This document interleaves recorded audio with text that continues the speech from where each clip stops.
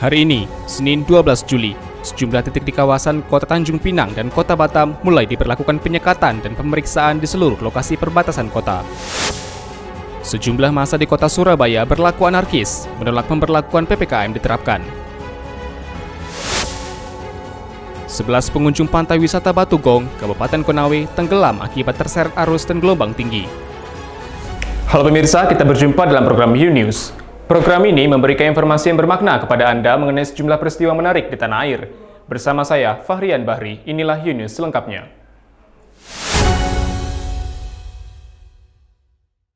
Pemirsa, pemerintah Kota Tanjung Pinang, Kepulauan Riau mengalokasikan anggaran sebesar 42 miliar khusus untuk penanganan COVID-19. Mengikuti Peraturan Menteri Keuangan PMK nomor 17 tahun 2021, Koordinator Lapangan Protokol Kesehatan Pemko Tanjung Pinang, Suryadi mengatakan, setiap daerah diwajibkan melakukan refocusing anggaran, paling sedikit 8% dari dana alokasi umum. Ya, 8% dari DAU kita itu 36 miliar. Yang kita lakukan refocusing lebih dari 36 miliar. Angkanya ada di Pak Iswandi, di PKAD. Pengalokasian anggaran, kata Suryadi, digunakan untuk kepentingan penanganan COVID-19, seperti rumah sakit, insentif tenaga kesehatan, dan vaksin. Memenuhi segala kebutuhan ini, diakui Suryadi, Pemkot Tanjung Pinang membutuhkan anggaran dana dalam jumlah banyak, sehingga refocusing anggaran kali ini melebihi 8% dari dana alokasi umum. Refocusing anggaran telah diberlakukan sebelum PPKM berjalan, sehingga akan ada kemungkinan refocusing kembali sesuai amanat PPKM. Nah, sementara nanti apa yang kita lakukan refocusing di PMK 17 itu digunakan dulu untuk mendukung PPKM ini.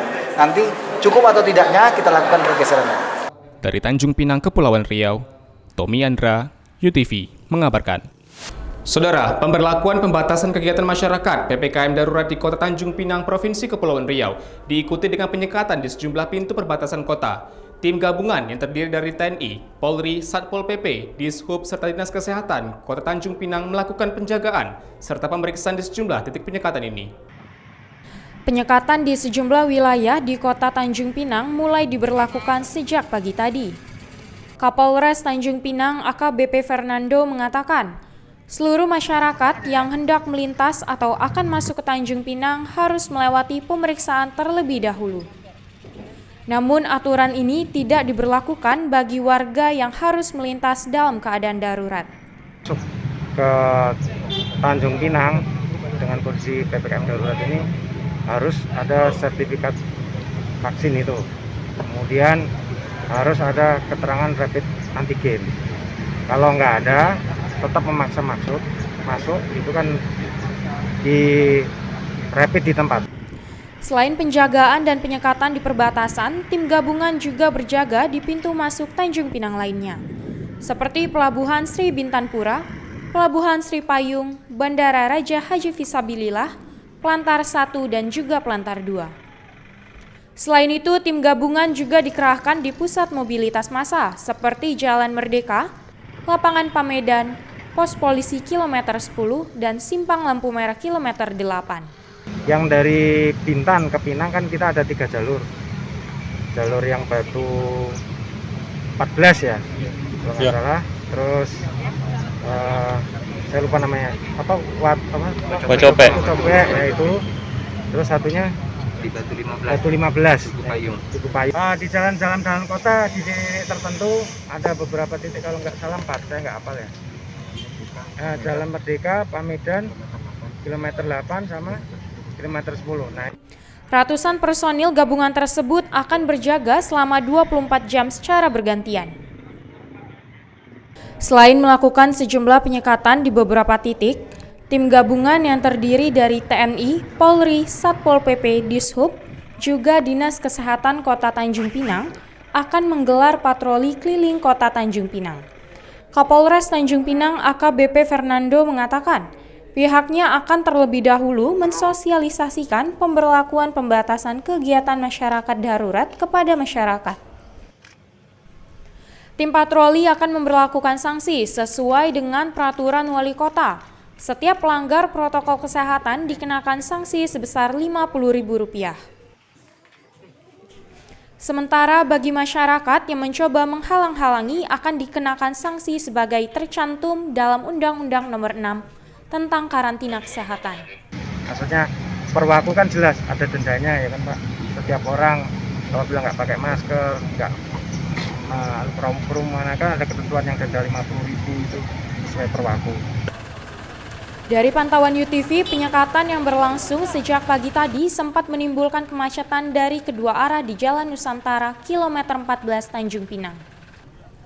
Proses penyekatan yang berlangsung sejak pagi tadi juga diwarnai dengan ketidaktahuan warga untuk memenuhi persyaratan agar dapat melintasi perbatasan.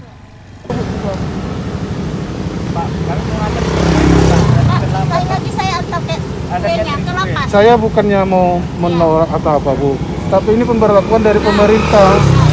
Nah, jadi kalau bisa yang lewat-lewat, yang sudah divaksin Bu ya. Nah, ya. Tapi Bapak kalau nggak percaya boleh ke Poltekkes, saya ditolak vaksin. Bukan Ibu yang saya maksud, Bapaknya. Kalau Ibu kan nggak bisa divaksin kan saran dari dokter. Kalau Bapaknya bagaimana? Belum cek. Nah, bagaimana coba? Jadi KTP. saya mohon Pak, boleh nggak Pak? Saya mau ngantar sekali lagi Iya. cateringnya. Loh, Bapak ini nggak punya KTP? Nanti saya ambil. KTP Pinang? Bapak KTP aja mau Tanjung tukar. Pinang? Iya di Pinang. Nanti saya bawa KTP-nya. KTP-nya ya? Iya, boleh nanti. Beberapa penumpang berusaha meyakinkan petugas di penyekatan agar dapat melintas meski tidak membawa identitas dan keterangan lain yang diperlukan. Sementara untuk kendaraan logistik seperti truk, pembawa obat-obatan, tenaga medis, bahan baku, dan lainnya diperbolehkan melintas seperti biasa.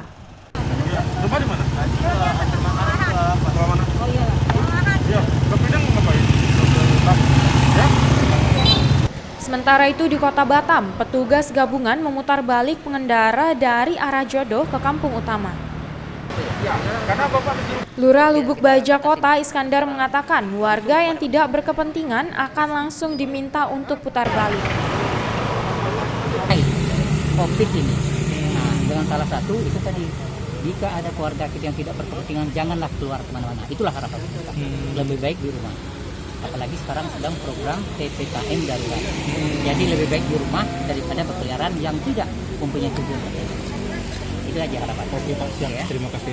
Saat akan melintasi penyekatan, warga akan ditanyakan identitas berupa KTP dan kartu vaksin. Tim gabungan juga akan memastikan maksud dan tujuan masyarakat yang akan melintas. Dari Kepulauan Riau, tim UTV mengabarkan. Tingginya tugas tenaga kesehatan dalam menangani kasus COVID-19 menjadikan pengawasan pemberlakuan pembatasan kegiatan masyarakat PPKM darurat longgar.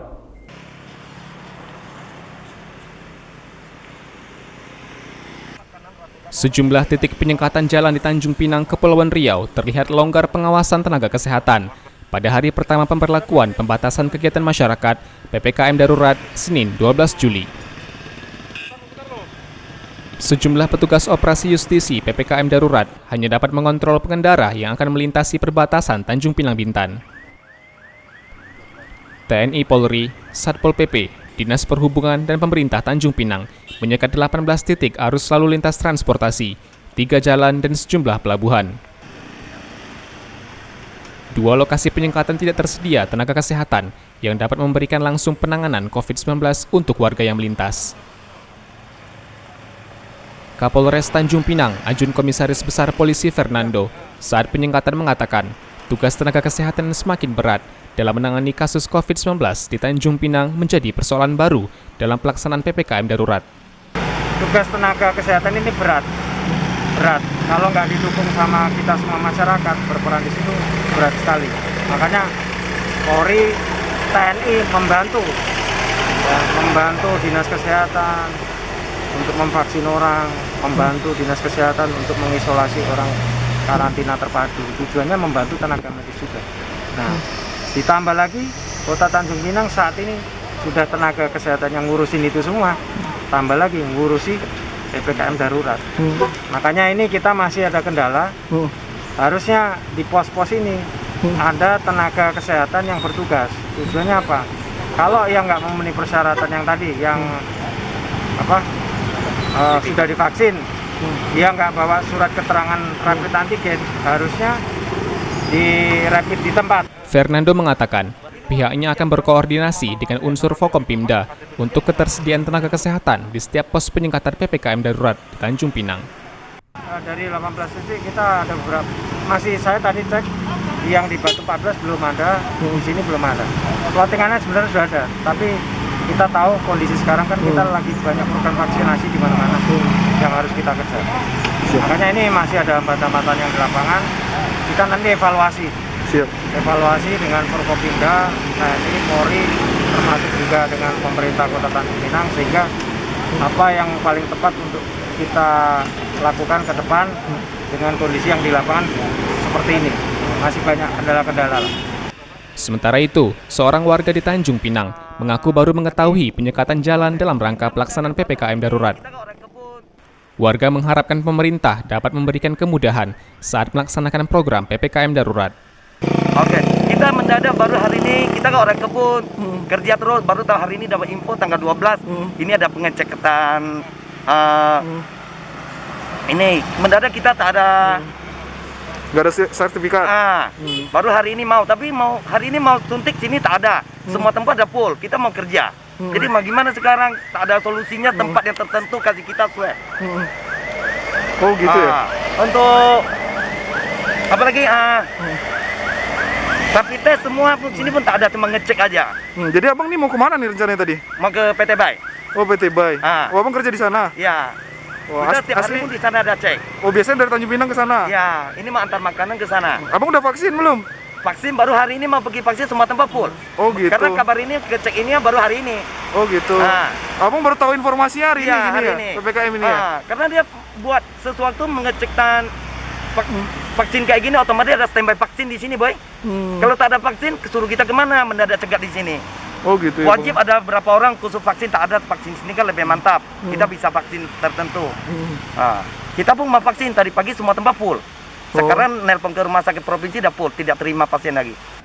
PPKM darurat memberlakukan keharusan pengendara yang melintas antar wilayah membawa sertifikat vaksin dan surat hasil tes usap antigen negatif dari klinik atau dokter. Dari Tanjung Pinang, Aji Anugraha, UTV mengabarkan. Saudara, pemilik usaha kuliner di Kota Batam, Kepulauan Riau mengadu kepada Wali Kota Batam, Muhammad Rudi, saat peninjauan PPKM di kawasan Legenda Minggu kemarin. Pemberlakuan pembatasan kegiatan masyarakat PPKM darurat dikeluhkan pengusaha telah memberatkan dunia usaha. Peninjauan pemberlakuan PPKM di kawasan Legenda Kota Batam, Kepulauan Riau kemarin diwarnai dengan aduan pemilik usaha kepada Wali Kota Batam, Muhammad Rudi. Pemilik KP Sumringah, salah satu pengusaha kuliner, mengadukan nasib usahanya kepada Muhammad Rudi kemarin. Ia mengaku telah merumahkan 3 orang karyawan imbas dari lesunya dunia usaha selama masa pandemi ini. Bina. Di rumah saja. Saya hari ini ngerumahin 3 karyawan loh, Pak. Oh, rumah ini. Menanggapi aduan itu, Rudi mengatakan masyarakat harus membantu kerja pemerintah dalam menangani COVID-19.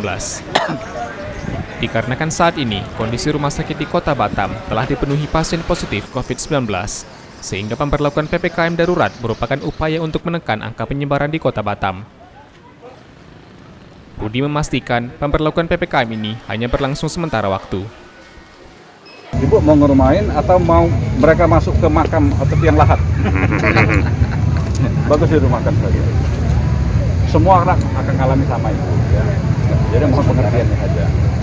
Maka kita lakukan hanya 9 hari aja. Ya, sampai tanggal 20. Kalau turun, akan kita kurangi. Tapi kalau tak turun, akan tambah lagi harinya. Dari Batam, Kepulauan Riau, Engesti Pedro, UTV mengabarkan. Saudara, sejumlah massa menyerang petugas operasi justisi pemberlakuan pembatasan kegiatan masyarakat di Surabaya. Massa bahkan menghancurkan mobil petugas.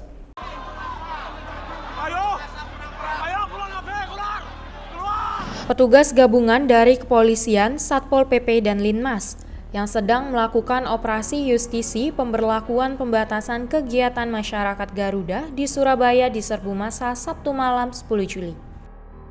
Selain mengusir petugas, massa juga melakukan perusakan terhadap sebuah mobil polisi. Kaca bagian belakang mobil polisi terlihat hancur, salah satunya diduga akibat hantaman batu bata. Kepala Kepolisian Resor Pelabuhan Tanjung Perak Surabaya, Ajun Komisaris Besar Polisi Gani Setianingrum, Minggu 11 Juli menjelaskan, Peristiwa itu terjadi saat petugas melakukan penindakan terhadap sejumlah warung yang tetap buka ketika jam operasional malam telah diberlakukan di kawasan Kampung Bulak, Banteng, Surabaya. Salah satu pemilik warung menolak tutup, lantas ada yang memprovokasi sehingga warga sekitar melakukan perlawanan terhadap petugas.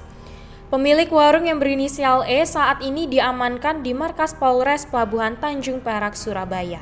Terhadap pelaku ini, ya, ini kami kenakan pasal sementara ini ya, pasal 212, ya.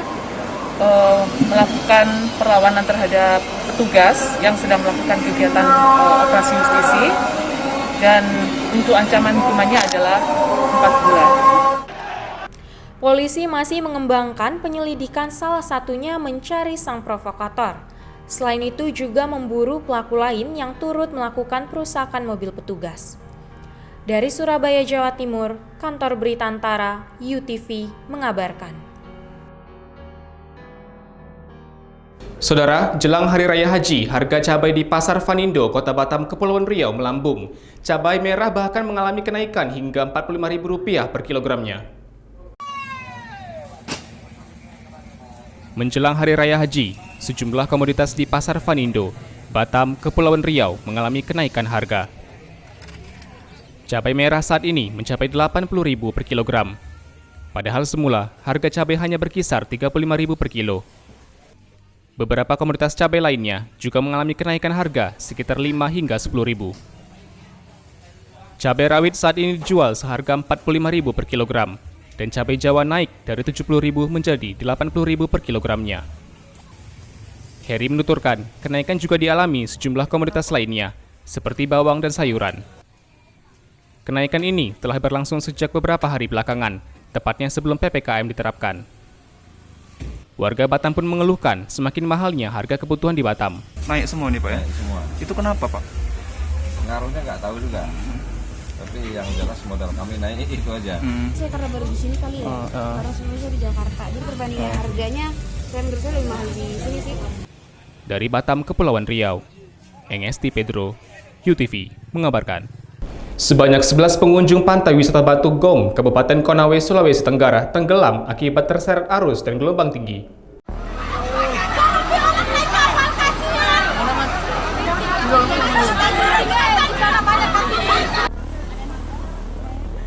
Tim SAR Kendari mengabarkan 11 pengunjung wisata Batu Gong, Kabupaten Konawe, Sulawesi Tenggara tenggelam setelah sebelumnya terseret arus dan gelombang tinggi.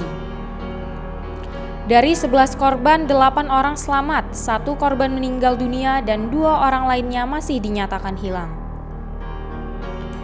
Tim penyelamat Basarnas Kendari dikerahkan untuk mencari para korban 30 meter dari lokasi pencarian. 11 orang yang sedang berenang dan mandi di pantai wisata Batu Gong terseret gelombang. Dari 11 orang tersebut, 8 orang berhasil selamat, 1 orang diketemukan dalam kondisi meninggal dunia, dan 2 orang hingga dilaporkan masih dalam pencarian. Selanjutnya, Kantor SAR Kendari memberangkatkan 1 tim untuk melakukan pencarian dan pertolongan terhadap korban yang masih dalam pencarian tersebut. Hingga Senin 12 Juli, tim SAR Basarnas Kendari masih melakukan pencarian terhadap 2 korban yang masih dinyatakan hilang. 2 korban yang hilang dan masih dalam pencarian yakni Robin, mahasiswa Universitas Haluoleo, dan Muhammad Akhir, warga sekitar Batu Gong. Dari Konawe, Sulawesi Tenggara, Kantor Berita Antara, UTV mengabarkan. Saudara, seorang gadis di Provinsi Guizhou, Cina Barat Daya, mendadak viral setelah mengunggah video dirinya menari di atas sebatang bambu sambil menyusuri sungai. Yang Liu, seorang gadis berusia awal 20-an, di Zunyi, Guizhou, membuat jutaan penonton media sosial takjub. Dari atas bambu yang mengalir di sungai, badan dan tangannya terlihat gemulai, menampilkan tarian tradisional Cina yang indah. Keterampilan menari di atas bambu tersebut diyakini berasal dari kebudayaan tradisional setempat yang kini telah ditetapkan sebagai warisan budaya bangsa Cina. Tarian ini dianggap menakjubkan karena sang penari melakukan tarian di atas bambu sambil menyusuri sungai. Keterampilan ini sangat sulit, mengingat penari harus menyeimbangkan tubuhnya sambil melakukan gerakan tarian yang sulit namun indah. Yang Liu mengaku berlatih keterampilan ini pada usia 7 tahun. Keterampilan yang menakjubkan tersebut kini sudah ditonton oleh jutaan orang di media sosial penjuru dunia. Dari Guizhou, China, Kantor Berita Antara, UTV mengabarkan.